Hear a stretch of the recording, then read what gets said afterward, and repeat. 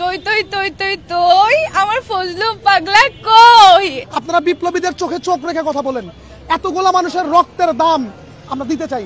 আমরা জুলাই বিক্রি করতে আসি নাই। যারা জুলাই বিক্রি করছে তাদের সঙ্গে বলেন, আমাদের সঙ্গে কথা বলতে সম্মান দিয়ে কথা বলেন। এরপর থেকে যে কেউ 24কে খাটো করতে হয়, রাষ্ট্র যদি ব্যবস্থা না নেয় তাহলে রাষ্ট্রের নামে মামলা হবে। দর্শক, এই মুহূর্তে আমরা আছি সেগুনবাগিচা, ঠিক দুদকের উল্টা পাশে ফজলুর রহমান, বিএনপির চেয়ারপারসন উপদেষ্টা। আপনারা জানেন যে বিতর্কিত সেই ফজলুর রহমানকে ঘিরে গতকাল রাত 3টা থেকে এখানে তার বাসার সামনে অবস্থান কর্মসূচি পালন করলে সকালবেলা সেখানে পুলিশ এবং সেনাবাহিনী এখানে উপস্থিত ছিল। কোনো ধরনের জন্য সহিংসতা না ঘটে আপনারা দেখছেন। আমরা দেখতে পাচ্ছি বিভিন্ন কার্ডে বিভিন্ন কিছু লেখা আছে। আপনারা দেখছেন সেই ফজলুর রহমানকে ঘিরে সেই বিষয়টা নিয়ে আমরা একজনের সাথে একটু যুক্ত করব। আসলে কি চাচ্ছে বা কেন ফজলুর রহমানের উপরে, আপনারা জানেন এমনি তিনি একটু বিতর্কিত, তার উপরে আজকে আমরা অভিনয় করি এমন কথা বলার পর সে তো একটা ক্রিমিনাল। সে তো একটা রাষ্ট্র ব্যবস্থায় ঝামেলা পাকানোর জন্য যা কিছু করা দরকার সে তো করে বসে আছেন। রাষ্ট্র কি তাহলে ব্যবস্থা নিবে না? আমরা এখানে বসার পর থেকে প্রশাসন থেকে অনেক জায়গায় আসতেছে, এইখানে সে যা করেছে তার জন্য কি আমরা গ্রেপ্তার করতে পারি কিনা? যদি আমরা গ্রেপ্তার করতে না পারি তাহলে কাকে পারি? এই কথা বলার জন্য তাকে যদি গ্রেপ্তার করতে না পারি আমরা কাকে পারি গ্রেপ্তার করতে? আসলে এটা যদি বলি ব্যক্তি স্বাধীনতা, no, everything is not human. মানে আমরা যদি বলি যে ব্যক্তি স্বাধীনতা, সবকিছু ব্যক্তি স্বাধীনতা নয়। এতগুলো বিপ্লবীদের রক্তের সামনে আপনি তাকে রাজাকারের বাচ্চা বলে গালি দিবেন, এটা তো আসলে ব্যক্তি স্বাধীনতা হতে পারে না।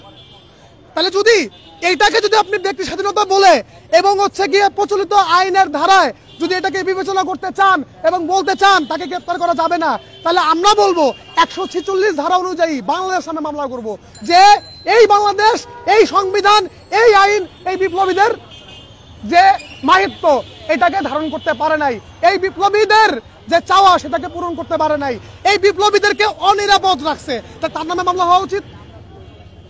সো আলটিমেটলি আমাদের কথা, সে একটা দুষ্কৃতকারী, ষড়যন্ত্রকারীকে গ্রেপ্তার করা যাবে না কেন? তার কথার মধ্যে কি এমন কিছু আছে? তার কথা কন্টিনিউয়াসলি অবভিয়াসলি একটা ষড়যন্ত্রকারী। আমরা তাকে দেখতে পাই যে সে আসলে বাকশালীয় যে প্রেতাত্মা সেটা তার মধ্যে ভর করা। শুধুমাত্র উনি নন, ওনার মতো আরো অনেকে আছে, তাদের মধ্যে বাকশালী প্রেতাত্মা মানে ঠুসে ঠুসে দেওয়া। আমরা এর আগে অনেকদিন পর্যন্ত গিয়ে প্যাসিভলি আন্দোলন করছি, সুশীলভাবে আন্দোলন করছি। ফলাফল হচ্ছে 1 বছর পরে অন্তর্বর্তী সরকার আমাদেরকে প্রত্যাখ্যানপত্র, মানে এই প্রহসনের ঘোষণাপত্র একটা মূলা ঝুলাই দিচ্ছে। সো আমরা আর মিনমিনায় কোনো আন্দোলন করব না, আমরা এখন থেকে সামনাসামনি আন্দোলন করব। আপনারা বিপ্লবীদের চোখে চোখ রেখে কথা বলেন। এতগুলা মানুষের রক্তের দাম আমরা দিতে চাই। আমরা জুলাই বিক্রি করতে আসি নাই। যারা জুলাই বিক্রি করছে তাদের সঙ্গে বলেন, আমাদের সঙ্গে কথা বলতে সম্মান দিয়ে কথা বলেন। এরপর থেকে যে কেউ 24কে খাটো করতে হয়, রাষ্ট্র যদি ব্যবস্থা না নেয় তাহলে রাষ্ট্রের নামে মামলা হবে। ইনকিলাব জিন্দাবাদ, বিপ্লব চলমান। একটু যদি বলতেন কি চাচ্ছেন মূলত আপনারা? আমরা অবশ্যই চাচ্ছি, আমরা এখানে শান্তিপূর্ণ অবস্থান নিছি। আমরা বিপ্লবীরা মনে করি তারা যে কথাটা বলছে এটা আসলে এতগুলো বিপ্লবীর সঙ্গে আসলে নাফরমানি করা। যারা বাকশালী দোসর, যারা বাকশালী পেতা তাদের উপর ভর করছে, তারা এই ধরনের কথা বলতে পারে।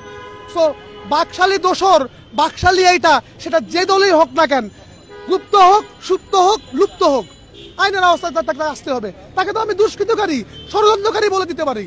সে রাষ্ট্র ব্যবস্থার সিস্টেমকে ভঙ্গ করতেছে। একটা রাষ্ট্র ব্যবস্থা যেভাবে চলতেছে সেটাকে সে ষড়যন্ত্র করতেছে। একটা মানুষকে এই ব্যাপারে গিয়ে প্রলুব্ধ করতেছে, এই ব্যাপারে মিথ্যা তথ্য দিচ্ছে, এই ব্যাপারে কতগুলো মানুষকে অনিরাপদ করে ফেলতেছে। তার বিরুদ্ধে রাষ্ট্রীয় ব্যবস্থা নেওয়া যাবে না, তার বিরুদ্ধে গ্রেপ্তার নেওয়া যাবে না। প্রচলিত আইনে কোনো এর কোনো নাই, তাহলে ওই আইনে ছুড়ে ফেলে দেন। আমাদের আইন কোথায়? Penal code. আমাদের আইন কই? আমরা পিবিসি করি, পেনাল কোড পড়ি। 1898, 1862, 1943 পিবিসি সবার লাস্টে যেটা হয় 1943। তার আগে পেনাল কোড 1862। তারপরে আমরা যদি কোড অফ ক্রিমিনাল এথিক্স যদি যাই 1898, 100 বছর 150 বছর আগের আইন এখনো চলে। ওটা তো বানানো হয়েছে দাসের জন্য। আমরা তো ছিলাম আগের ইংরেজের দাস। দাসকে যেভাবে ট্রিট করা হয় ওইভাবে ওই আইন হয়েছে। আমার দেশে 150 বছর পার করার পর, ওই পেনাল কোডের 150 বছর পার হওয়ার পর এই মানুষগুলো তো এখন দাস নয়, এরা স্বাধীন মানুষ, তাদেরকে একইভাবে ট্রিট করা যাবে না। যদি ওই সাধারণ আইন বলে এগুলোকে পরিবর্তন না করা যায়, তাহলে ওই আইন ছুঁড়ে আইনও সংস্কার করেন, না পারলে বলেন আমরা আইন সংস্কার করে দিচ্ছি, আমরা সবই পারি। দর্শক যেমনটি শুনছিলেন, এখানকার যে অবস্থান কর্মসূচি যারা পালন করছে তাদের পক্ষ থেকে একজন এই ফজলুর রহমানের তার সেই বিভিন্ন বিভ্রান্তিমূলক বক্তব্য এবং বিভিন্ন কারণে আজকে তারা এখানে গতকাল থেকেই তারা অবস্থান কর্মসূচি পালন করছে। একটু তুই তুই তুই তুই তুই আমার ফজলু পাগলা কই, ওই জন্য আর কি তাকে ডাকার জন্য আসলে অভিনয়ের মাধ্যমে আনার, এটাই। মানে এটা কেন বলেছিলেন? কারণ হচ্ছে যে আমাদের যে অভিনেতা বলে হচ্ছে সম্বোধন করেছিলেন, তাই একটু অভিনয় দেখাইতে আসলাম।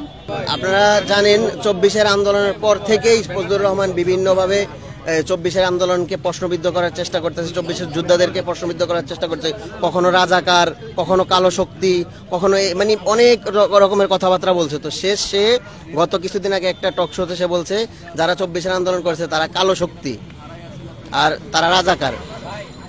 আমরা যারা 24-এর যোদ্ধা, আমরা যারা 24-এ আন্দোলনে অংশগ্রহণ করেছে, আমরা দেখেছি আমাদের সাথে আমাদের ভাইয়েরা শহীদ হয়েছে, তাদেরকে যখন রাজাকার বলে, আমাদেরকে যখন রাজাকার বলে, তখন আমরা এটা সহ্য করতে পারি না। এজন্য আমরা চাই রাষ্ট্র তার বিরুদ্ধে ব্যবস্থা নেক, তারপরে আমরা এখান থেকে উঠব। দর্শক আপনারা দেখছেন যে সেই ফজলুর রহমানের বিরুদ্ধে সেই অবস্থান কর্মসূচি পালন করছে তারা। এখানে গতকাল রাত 3টা থেকে এখনো অবধি পর্যন্ত তারা এই আন্দোলন চালিয়েছে। সকালবেলা সেনাবাহিনী থেকে শুরু করে প্রশাসনের, পুলিশ প্রশাসনের পক্ষ থেকে তারা এখানে অবস্থান নিল। এখন সেই অবস্থান কর্মসূচি যারাই পালন করছে সেই অবস্থান কর্মসূচি পালনরত তারা বলছে যে ফজলুর রহমানকে যতক্ষণ পর্যন্ত গ্রেপ্তার করা না হবে সেই ততক্ষণ পর্যন্ত তারা তার বাসার সামনে এখানে অবস্থান কর্মসূচি পালন করা হবে।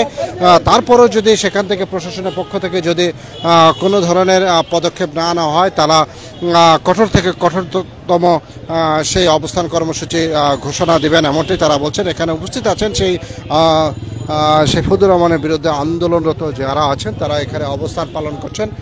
তবে এই পর্যন্ত এখান থেকে বাংলাদেশের খবরের সাথে থাকবেন, ভালো থাকবেন, সুস্থ থাকবেন, আল্লাহ হাফেজ।